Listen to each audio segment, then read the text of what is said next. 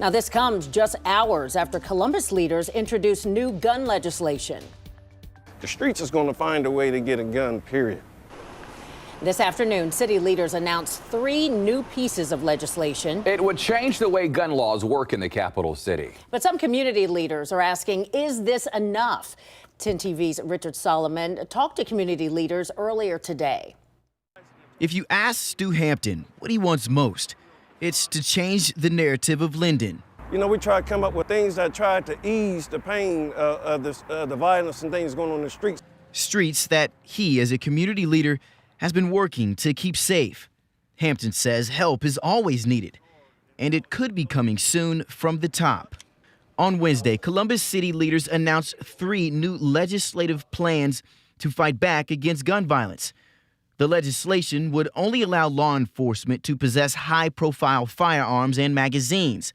It would penalize those who don't safely store guns and penalize someone for buying a gun and selling it to someone who is not allowed to own one. For Linden, Hampton says it could help.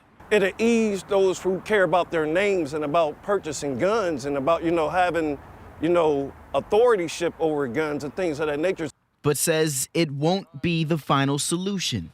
The streets is going to find a way to get a gun, period. They don't care who the owner is, how they get it. I asked Columbus City Councilwoman Shayla Favors why city leaders think this is the best move. It's one tool in the toolbox, if you will. What we are trying to do is to enact common sense gun legislation that prohibits gun violence and ensures that people are not having to deal with their loved ones losing their lives too shortly. Columbus has seen violence go down by 30% over the last year.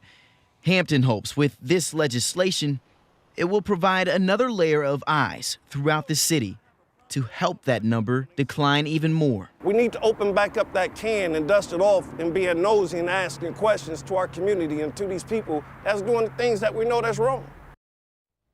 That was Richard Solomon reporting. Now, the mayor also mentioned today they've taken nearly 3,000 guns off the streets. More than 200 of those were assault-style weapons.